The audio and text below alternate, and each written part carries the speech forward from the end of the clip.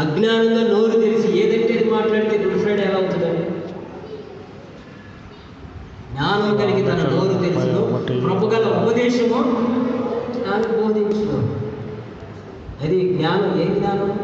నేను క్రీస్తు రక్తం చేత విమోచించబడిన దానిని, క్రీస్తు రక్తం చేత విమోచించబడిన వాడను.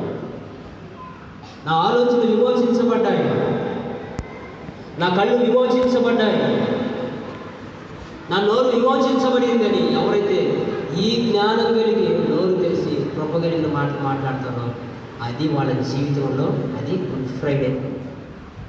సామెతలు 31:26 కార్యం.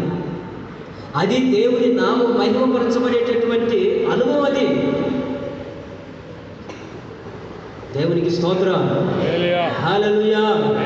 నా ప్రియమైనటువంటి దేవుని బిడ్డలారా, ఆ తర్వాత